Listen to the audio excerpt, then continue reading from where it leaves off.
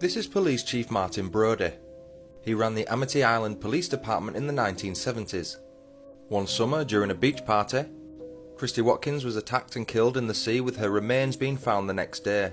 Brodie wanted the beach shut down, but Mayor Larry Vaughan advised against this due to the impending arrival of summer tourists. He said it would ruin their economy if they closed the beach.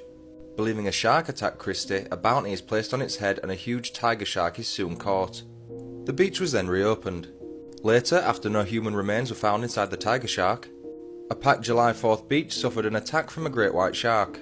Quint, Brodie and Hooper set sail on the orca in an attempt to capture and kill it. A back and forth battle then took place, with Quint being eaten by the shark. The shark was finally destroyed when a scuba tank was placed in its mouth and shot by Brodie, causing it to explode. Because, after all, this is the Creeper. He's an ancient demonic monster who becomes active every 23rd spring for 23 days and feasts on the body parts of humans. Trish and Darry Jenner once spotted the Creeper sliding what looked like dead bodies down a pipe which was sticking out of the ground. When they searched the pipe, they found hundreds of bodies sewn together, including those of Kenny and Darla, who went missing 23 years earlier. They fled to a gas station where they received a call from a psychic. She played them the song Jeepers Creepers and said if they ever hear it, they're in danger. When the police arrived, they told the couple the church next to the pipe had been set alight. The underground lair, known as the House of Pain, was therefore destroyed.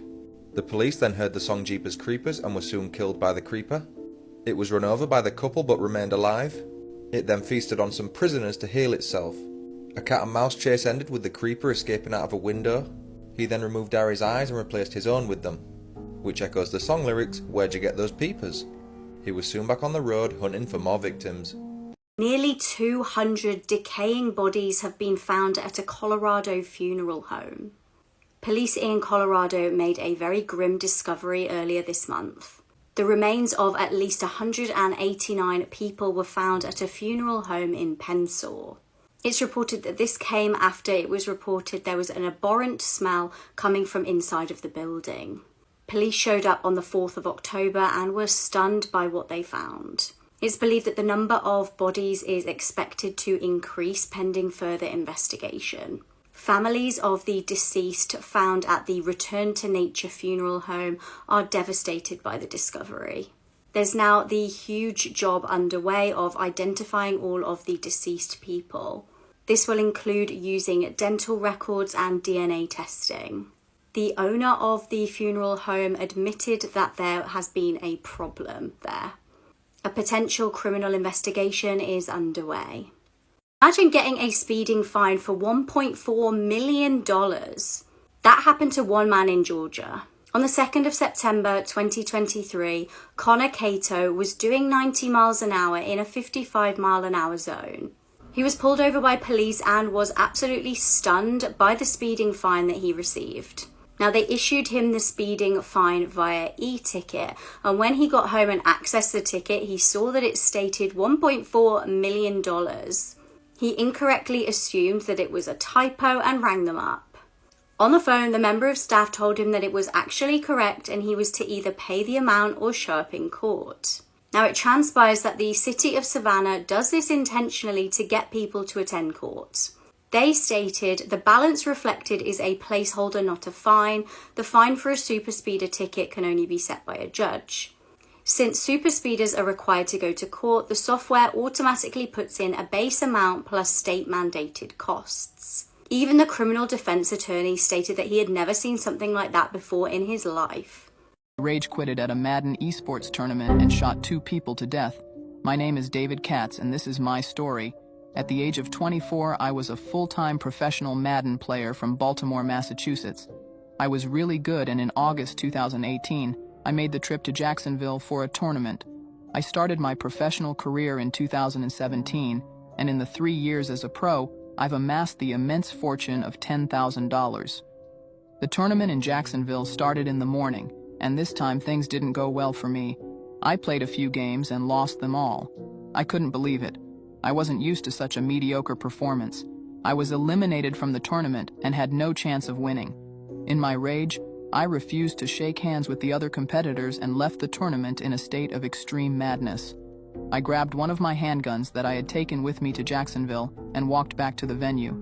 I was sick of losing, and the other players mocking me made me even more angry. I decided to enter the building and opened fire on everyone in there. When it was all said and done, I had killed 2 people and injured 10 others.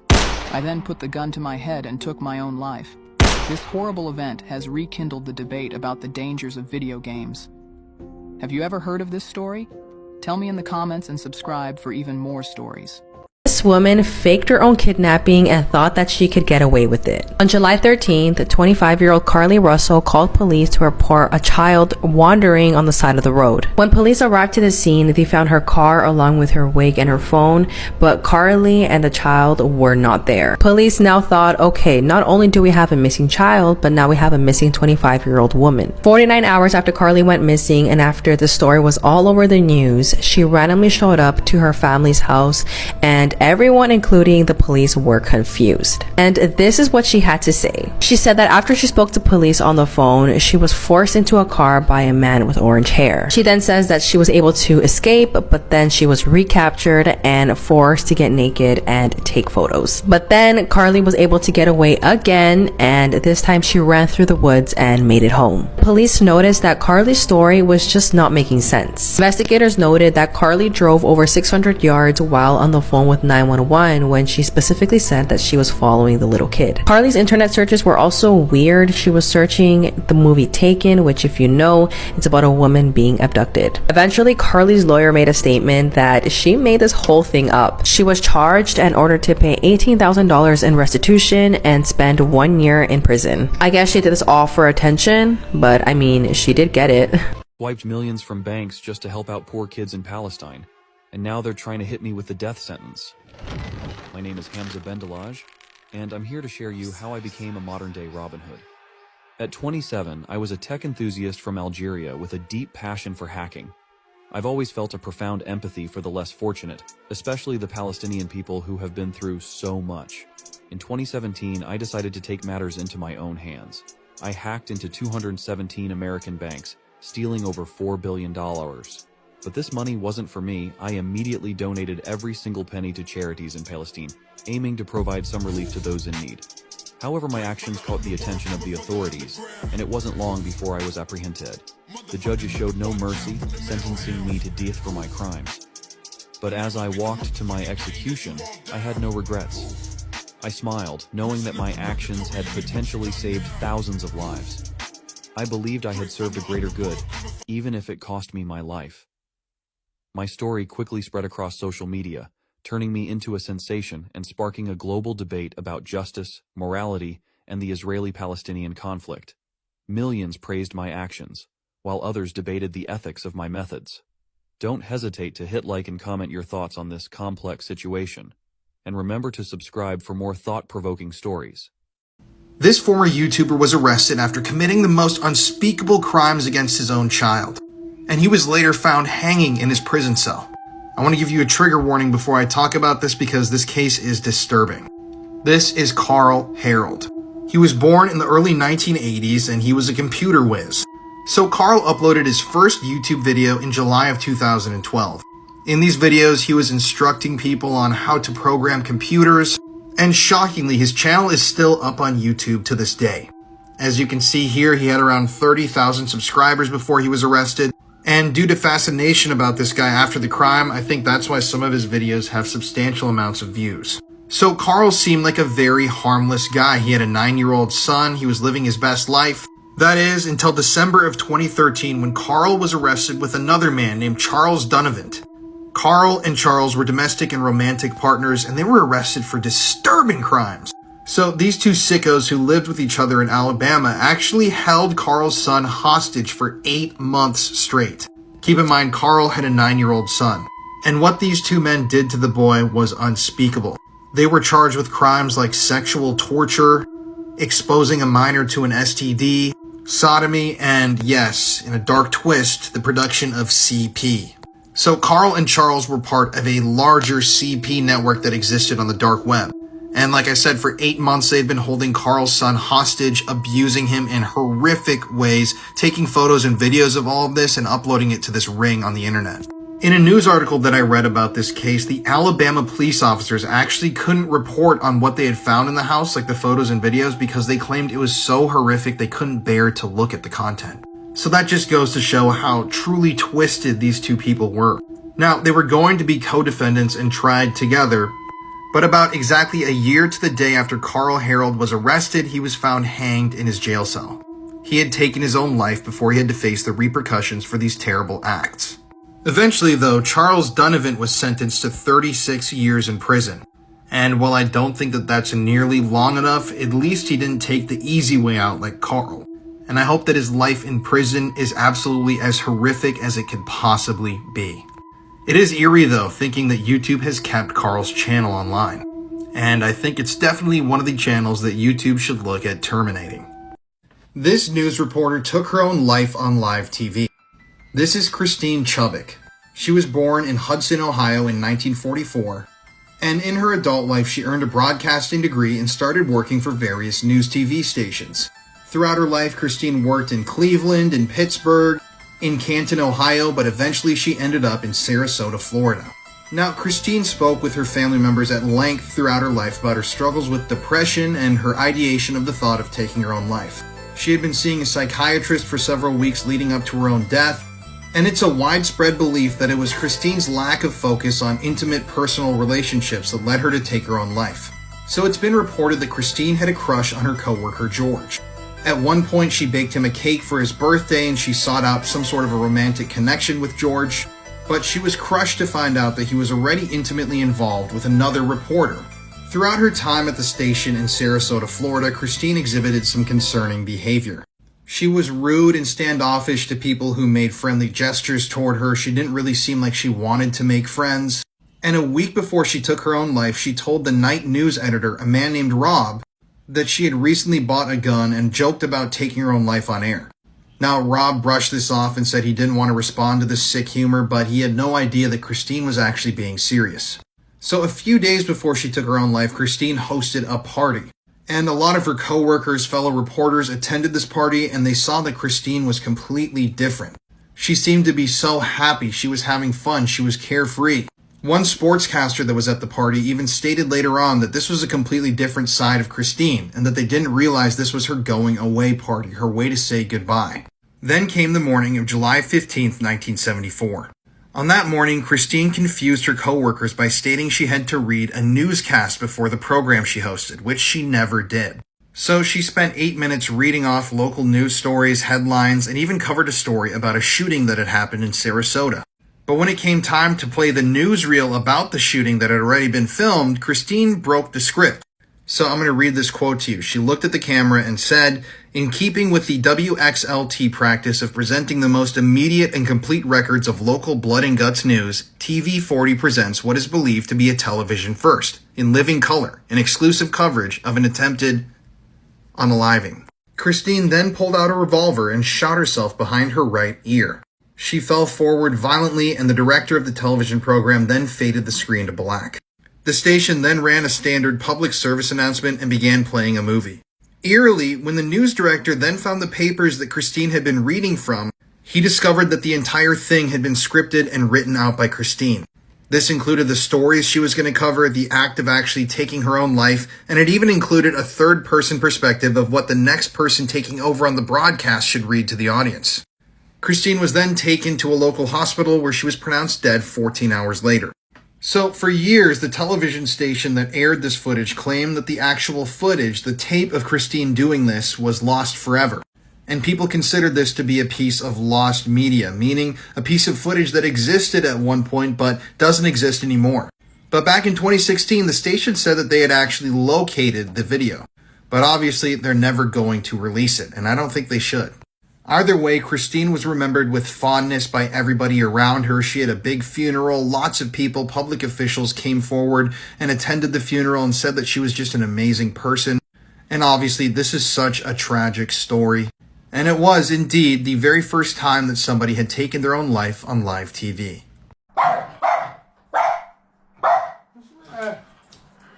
What? Look in there, mate. Look in there. What? Look in there. In 2001, a woman named Fatima Rehman began writing to Charles, and after visiting him a number of times, she married him. Charles briefly converted to his wife's faith of Islam and wished to be called Charles Ali Ahmed. His marriage to Fatima lasted for 4 years, and during this time, Charles appealed his life sentence. On this occasion, references from psychologists were quite positive, and Charles told the court how Fatima and her daughter were helping to rehabilitate him. Despite this, his appeal was rejected. Charles remained a Category A prisoner at Wakefield Prison, and in 2008 he was due a parole hearing. Charles's lawyer was given a 1-hour parole interview, which he refused, saying that he needed a full day to deal with Charles's case. The hearing was delayed and actually took place in March 2009, and Charles was denied parole. In 2013, a petition signed by 10,000 people was presented to 10 Downing Street, calling for Charles's release. It included a note from Charles himself to David Cameron, asking for his release and saying that he wished to live the rest of his life on the outside instead of being buried in the prison system. Nothing became of the petition, and Charles continued with prison life. In 2014, Charles discovered that some of his mail was being withheld, including 2 letters from his mother. He attacked the prison governor, resulting in serious bruising, and 2 years were added to his sentence. After this incident, he changed his name by deed poll to Charles Salvador, saying Charles Bronson came alive in 1987 and he died in 2014. Under his new name, he began creating brilliant works of art described as fantasy reality, and some of these were auctioned in October 2014. He used the money to buy his mother a holiday. In 2017, actress Paula Williamson began writing to Charles. They quickly started a relationship, and Charles proposed on Valentine's Day. The couple married at Wakefield Prison on November 14th. Paula led a bizarre procession through Wakefield before being bundled into the prison under a purple cloak. The couple walked down the aisle to the death march, and then Charles was led back to his cell while Paula went to her wedding reception. The reception was held at the York House Hotel in Wakefield, and some of the guests included Katie Price's former flame Alex Reid and ex-boxer Andrew Parkin, and a Bronson lookalike with which Paula had her first dance. The marriage didn't last too long and was annulled after Charles saw pictures in the media of Paula on holiday with other men. There was also a disagreement over Charles wanting Paula to wear a catsuit to visit him in prison. In 2018, Charles was accused of attacking the governor at Wakefield Prison over his guests not being allowed to take pictures at his wedding. He was also angry at the fact that he hadn't been allowed to wear a suit to his own wedding, instead having to walk down the aisle in a stripy green and yellow jumpsuit. He's said to have lunged at the governor, knocking him to the floor, and threatened to gouge his eyes out and bite his nose off. Charles denied this, saying that all he intended to do was give the governor a gentle bear hug and ask where his wedding pictures were, when someone tripped him and he fell into the governor, knocking him to the floor. He said, "For the first time in my 44 years in prison, I never intended to be violent. I didn't intend to hurt the governor." Charles was found not guilty and was moved to Wood Hill Prison. Over the years, Charles has raised thousands of pounds selling his belongings and artwork, all of which has gone to charity. In 2016, he auctioned one of his pieces of art to raise money for treatment with a child with cerebral palsy. He's also put his artwork up for sale at exhibitions, saying that he hopes it'll increase his chances at parole by demonstrating that he could have an occupation if he's released. Charles is also a successful author, writing 16 books.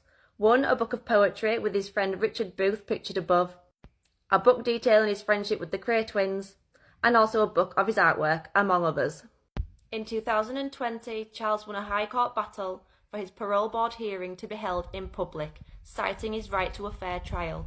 And on Monday, March 6, 2023, his parole board hearing began. He told the panel at HMP Woodhill, "I'm terrified of the consequences of my actions. I know if I do something serious ever again, I'll die in prison. I'm anti-crime, I am anti-violence. All I want to do is go out and do my art." He was wearing a dark suit, dark tie and white shirt with green braces, and his signature round glasses. He now needs to wear dark lenses in his glasses, as 40 years in solitary confinement has made his eyes sensitive to light. When asked about his confrontations with prison guards over the years, he said it was always in response to being treated badly. He said, "A rumble clears the air. What man doesn't love a rumble? I know I do. But I'm too old to fight now. If someone wanted to make a name by attacking me now, I'd say, 'Come on mate, there's a cafe over there. Let's go and have a cup of tea.'" His prison offender manager said that he's made really good progress and has been rehabilitated over the last 12 years. But she fears that he might not cope if he's moved from his close supervision centre of 8 people into an open community. Charles's parole hearing is ongoing and a decision on his release is imminent.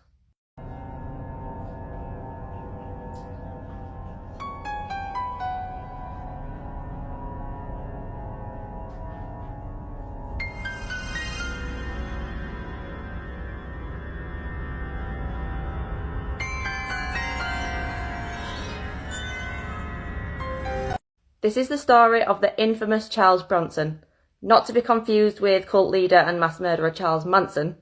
Believe it or not, Bronson's never actually killed anyone. So how does a young boy once described by his aunt as a kind, gentle, loving boy turn into one of Britain's most notorious prisoners? I'll take you right back to the beginning.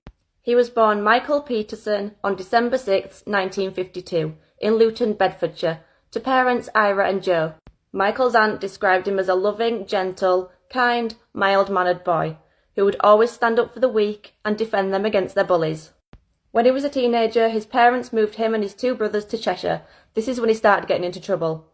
He was caught stealing at 13 and reprimanded in juvenile court. He returned to Luton, which he describes as his hometown, and continued to get into trouble. One night he got into an argument with one of his girlfriend's fathers and smashed up a load of parked cars. This landed him with a fine and probation. He then decided to steal a lorry and smashed it into a parked car that had somebody sat inside. For this, he received another fine and again probation. And then he decided to take part in a smash and grab raid. This landed him with a suspended sentence. This is all before he even turned 20. In 1971, Michael met Irene Kelsey. She said that he was different to other boys. He was very well groomed, wore tailored suits, had perfectly groomed sideburns and a Cockney accent. Irene soon fell pregnant and they got married at Chester Register Office. In 1974, and after a few years out of trouble, and despite the fact he was now a father, Michael stepped up his criminal career and took part in an armed robbery. This landed him with a 7-year sentence. He was first sent to Walton Prison, but after attacking 2 prisoners, he was transferred to Hull. In Hull Prison, he had an altercation with a prison officer in which he smashed up a workshop and had to be injected with a sedative. This got him another 6 months added to his sentence. Michael was constantly in trouble and in and out of solitary confinement. At one point, he attacked fellow prisoner John Henry Gallagher with a glass jug. This got him another 9 months added to his sentence. For the next 2 years, Michael was constantly moved between Pankhurst, Wakefield, Armley and Walton due to his violent behaviour. And he was eventually transferred from Yorkshire to London, chained to the floor of a prison van. In 1976, he was briefly moved back to Pankhurst, where he befriended Ronnie and Reggie Cray. He describes them as the best 2 guys he's ever met. Michael was then handed divorce papers from his wife Irene, and this only fueled his anger. He attacked another prisoner, threatened to kill a prison guard, and was caught trying to dig his way out of his cell. In 1978, Michael attempted suicide, and it was decided that he'd be transferred under the Mental Health Act to Rampton Secure Hospital. Michael really struggled to adapt to forced medication, and he hated being surrounded by mentally ill patients. He said he saw people running into walls using their heads as battering rams and stabbing themselves with pens, needles and scissors. While at Rampton, Michael attempted to kill child rapist and murderer John White. He described John as a slimy rat that had evil all over his face. His plan was simple. If he killed the monster, he'd be sent to court and sent back to a normal prison. He also said that he'd be doing the world a favour by ridding it of John White. He waited until they were in the day room together, crept up behind John, whipped off his tie and wrapped it round his neck. All of the other patients were watching. Some were laughing, some just staring. Just as John stopped breathing, 2 guards managed to run over and prise Michael's hands off him, saving his life. Michael said he heard shouts for oxygen as he was dragged back to his cell, laughing hysterically. He said he'd gone completely mad.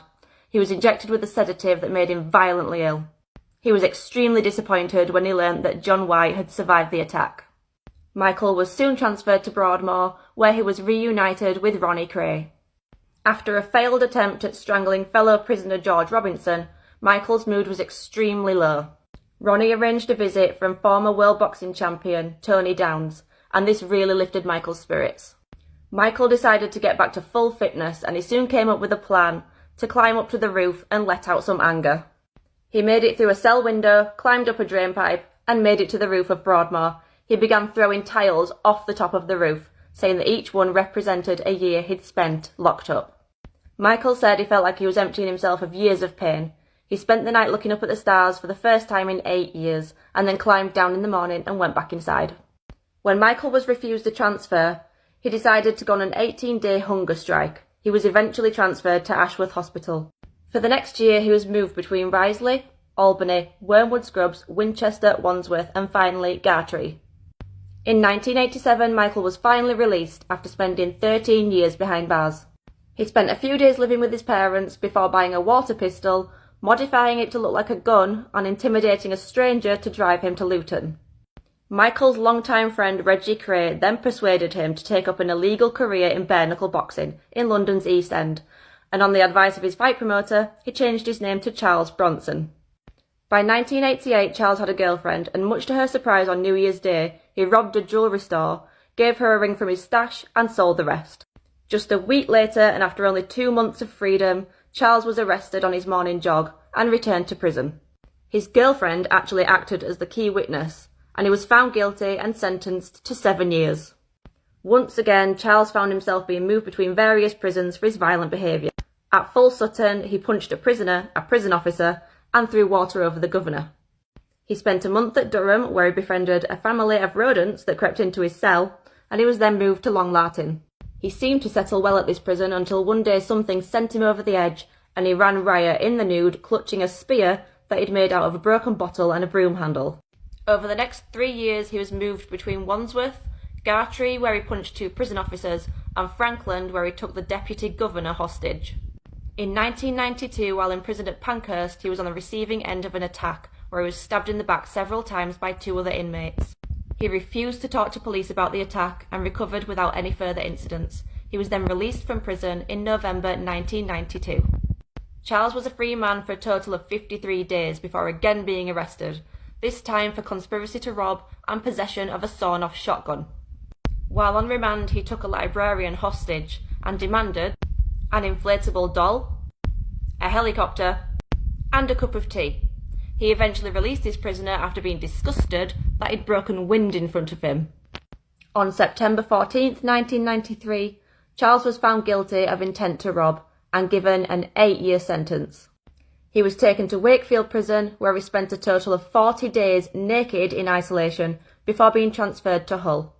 While at Hull, he took the deputy governor hostage, and after being overpowered by guards, he was transferred back to Wakefield Prison, where he was imprisoned in what's known as the Hannibal Cage, once occupied by killer Robert Maudsley. It was inside this cage, and thanks to one prison guard, Mick O'Hagan, that he discovered his talent for drawing. Charles described the cell as dark and gloomy. There were 4 sets of bars on the windows stopping the air coming through, there was a cage on the door, all the furniture was cardboard, and if you got a library book, you'd be lucky. Mick O'Hagan approached Charles and said, "You've been in solitary for 21 years. Don't you want to get out?" Charles replied, "Of course I do." To which Mick told him, "You're going the wrong way about it. All this hostage-taking, violence and assaults.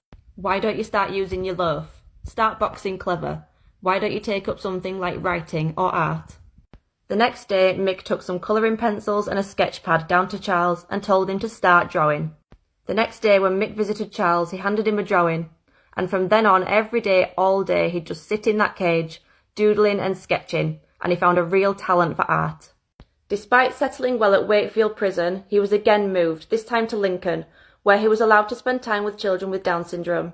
Despite getting on really well with the children, he was returned to solitary confinement after coming back from his exercise 30 minutes late. He was then moved to Belmarsh, where he took 2 Iraqi hijackers hostage. He forced them to tickle his feet and call him General, and he then demanded a plane to take him to Libya, 2 machine guns, and an axe. At one point he started chanting, "I want ice cream," before hitting one of his hostages over the head with a metal tray. He felt really guilty about this and insisted that his hostage then hit him and call it quits. He eventually released his 2 hostages, and another 5 years were added to his sentence. In January 1999, Charles took another hostage. This time it was prison art teacher Phil Danielson.